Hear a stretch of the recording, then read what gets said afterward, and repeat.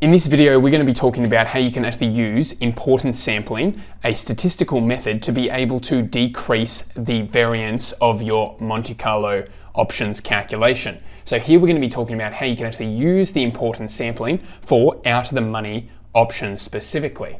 So I want you to recall that for pricing a European call option under risk-neutral pricing circumstances, we use this risk-neutral expectation of the discounted payoff of the option. And for a call option here, we've got our payoff being ST, which under geometric Brownian motion dynamics is our initial stock price, times by the exponential to this ZT, where ZT is normally distributed with this drift term and this variance term.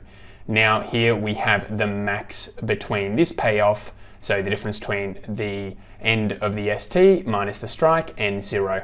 Now, of course, for this European call option, we have a closed form solution, and that is the Black-Scholes formula that we have here. Here we can calculate the Black-Scholes formula for a call or a put. Now, just seeing what that is, we're going to look at what that is for something that's very far out of the money. So here we're going to consider a call with initial price 100, 1 year time to maturity, and a strike price of 170. So a very far out of the money strike with a discount rate of 6% and a annualized volatility of 20%. So here, just calculating that Black-Scholes price, we get a price of 0.0789. So now we're going to look at the benefits of importance sampling. Of course, you don't need to use importance sampling for something that has a closed form analytical solution, but we're introducing importance sampling here as the benefit as you increase your complexity for your Monte Carlo simulation, how you can actually use importance sampling and changing the dynamics, the probability measure that you're actually sampling from, to actually get a greater benefit and reduce the variance of your calculation. So now we're going to talk about the benefits of importance sampling. So here we've got the expectation of a certain payoff function, fx, and then here that's equivalent to the integral over that payoff function over that risk-neutral PDF, so that probability measure. Now, in Monte Carlo, what that means is that we take the average of the summation of all of that payoff functions for all of those individual simulated variables under that probability measure. So for a real world example, let's look at just how unlucky 25 standard deviation loss or return would be. Now, this is an example taken from Columbia University, a 4th year stats course. So here for our Monte Carlo simulation, we've got theta, which is our estimate. And what we're trying to estimate is the probability that x is greater than or equal to 25. That's equivalent to x is less than or equal to negative 25. So this is equal to the expectation of an indicator function where x is greater than or equal to 25, where x is normally distributed by the standard normal distribution function. So a mean of 0 and a variance and standard deviation of 1. So here we're going to use a million variables in our Monte Carlo simulation. We're going to have standard normally distributed variables, 1 million of them, and we're going to create this indicator function where we count if the z that we've simulated is above 25, then we count 1. If not, it's 0, and we're going to take the mean of that.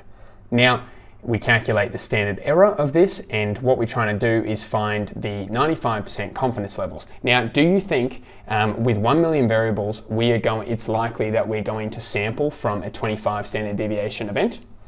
Well, definitely not, because we know that 99.75% or thereabouts of the information lies between -3 and 3.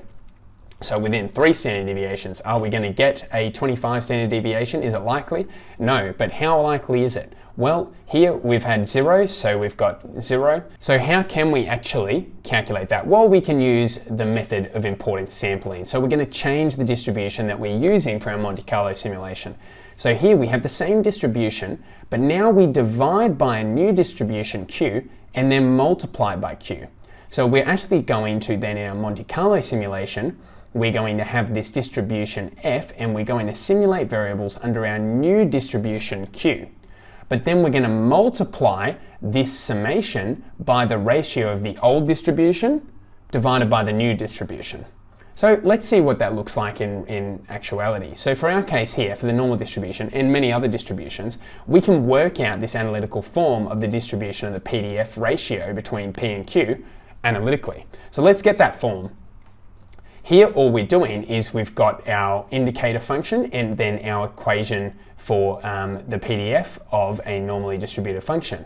Now, this is the standard normal distribution, and all we need to do is divide it by the normal distribution with variance of 1, but with mu just defined by mu.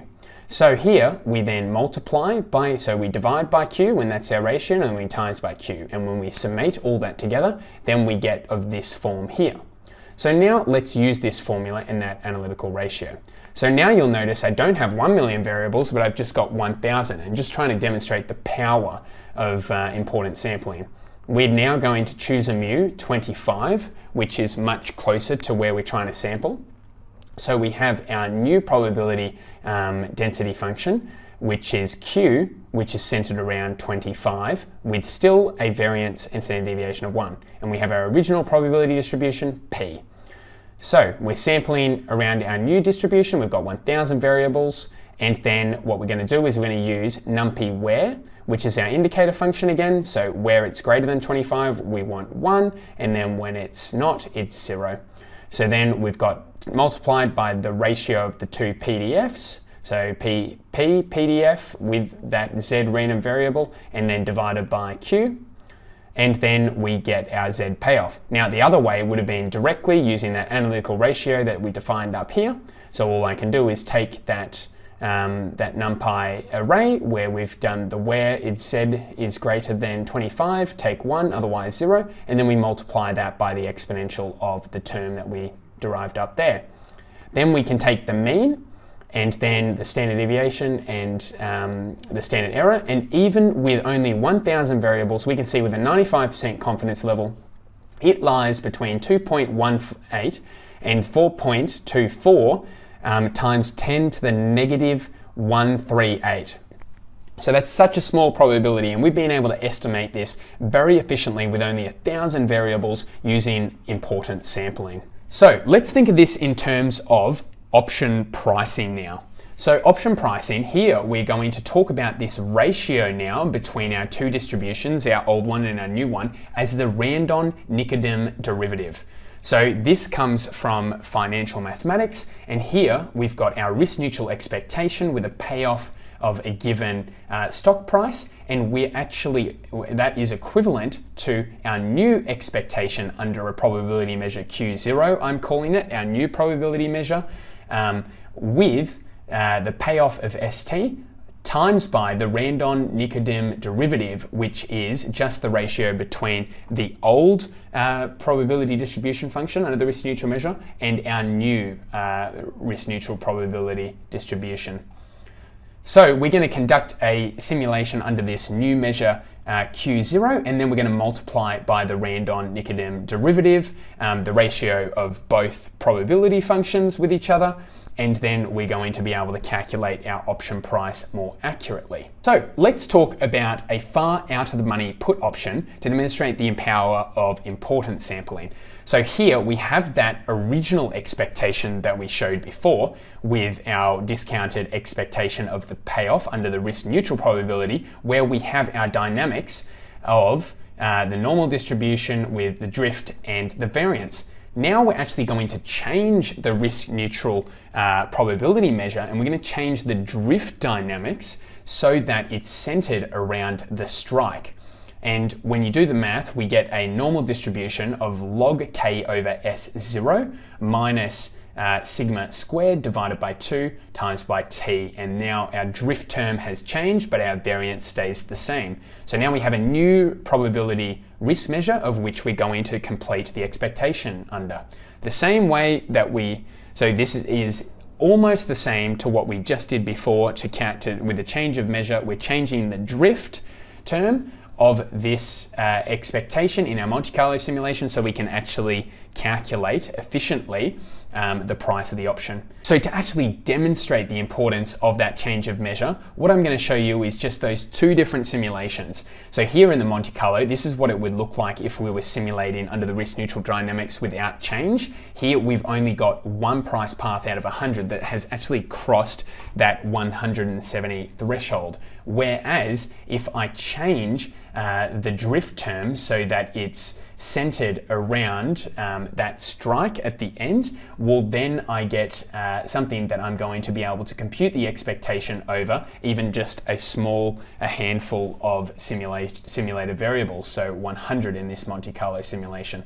So that's what we're going to do. So we've just shown that you can change the drift and you're going to get a benefit. Now we've shown that visually, but now before we complete our calculation, we actually want to find the optimum drift to be using for a particular option payoff. Now, unfortunately, there is no general way in which we can find this optimal distribution. However, we can find the relatively optimal distribution to reduce variance, and that comes in the formula here. So here we want to minimize the expectation under the original probability density function, so our risk-neutral distribution, of the payoff squared times by that ratio between our old and new distributions. And you'll see the new distribution is actually indexed by mu. So we're going to use SciPy to then actually calculate an optimal value for this mu. So first, let's define our probability distribution function. So first, we've got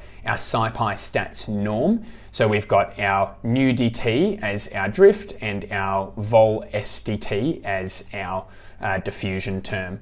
Now for our Q, our new distribution, we've got this lambda function with respect to mu, and this is the drift term that we're going to be able to alter within our ratio optimization between these two distributions, and then we've got the same variance, the same vol s dt.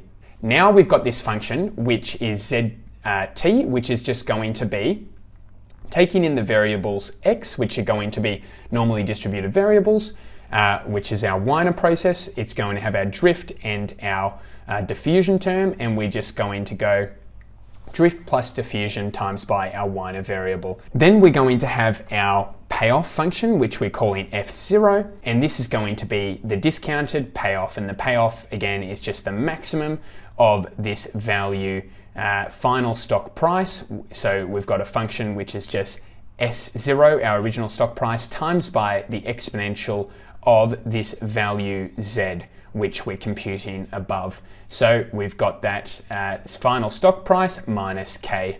So the maximum of 0 and then the call payoff. So now I'm going to, for accuracy, have quite a few simulated variables here. I believe I've got, yes, 1 million variables. And here I'm defining my function that I want to minimize. So my function that I want to minimize with respect to x, now x is going to be that drift that we're looking for. So the new probability function, I want a different drift term that optimizes and minimizes the variance of my payoff calculation.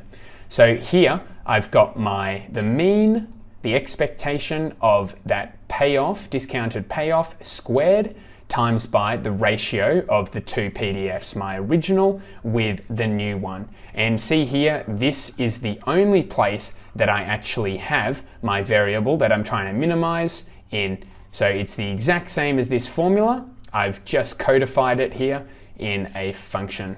So now we're going to use SciPy optimize.fmin, so a minimization function, to be able to minimize this function numerically. Now, my estimate, my best guess, is going to be my good guess that I had before, which is, let's just take our drift term to be centered around our strike. So it's very far out of the money, let's center it around the strike. So I've got our function that we're trying to minimize, I've got our best guess, and I just want to display what the optimum is. And here you can see that I've got 0.61. Now, how far was that away from our original new dt? Well, essentially, it was pretty close. So our drift term is actually a little bit higher than compared to centered around k, which is 0.51, which actually our optimum is 0.6. So that's important to note. So it's actually a little bit more. So we've got more simulations that are actually ending up in the money, and therefore we can calculate that expectation more accurately. Now let's compute the benefit of actually calculating this option price with different number of Monte Carlo simulated variables. So here I'm going to change the number of simulated variables from 100 all the way to 1000.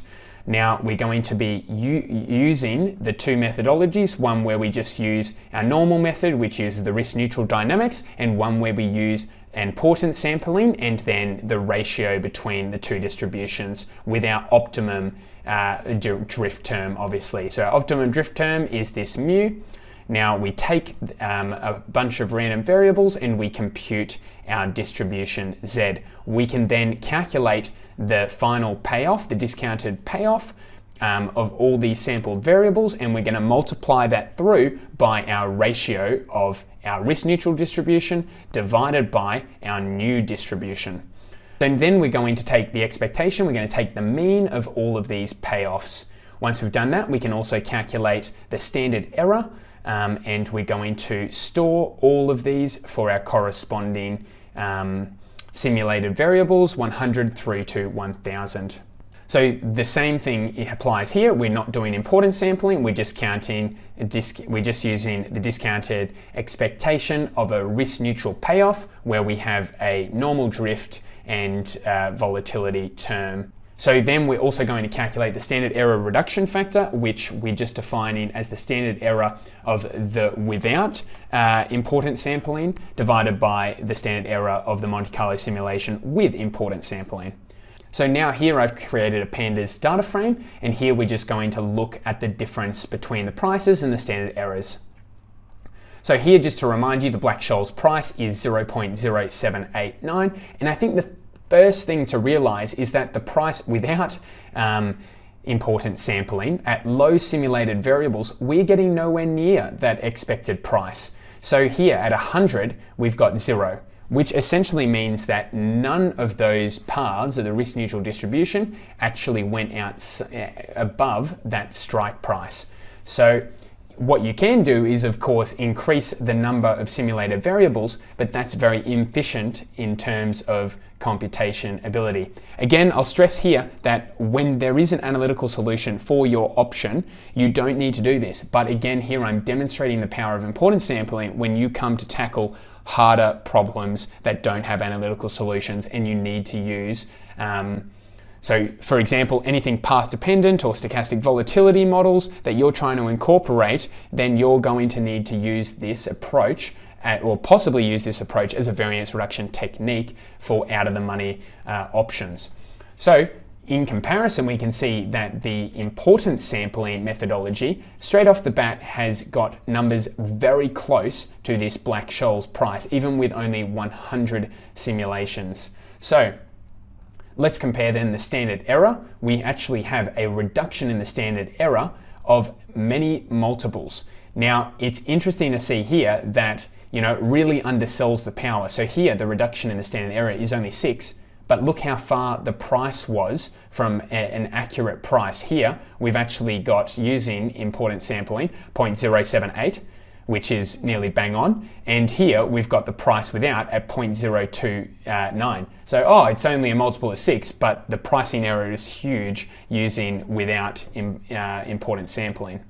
So as you go up, we've nearly got a number of factors that are above multiple of 10. So hopefully we've demonstrated what the power of actually using importance sampling is and how you can go and apply that within your Monte Carlo simulation. Now, actually computing this ratio can be quite difficult, and sometimes there is no analytical closed form solution for it. So instead, you actually have to use Gersonov's theorem within your Monte Carlo simulation to calculate that. And we're going to get into that for more complex derivatives in further videos. Thank you very much for watching, and if you like this video, please give it a thumbs up, and I will see you in the next one.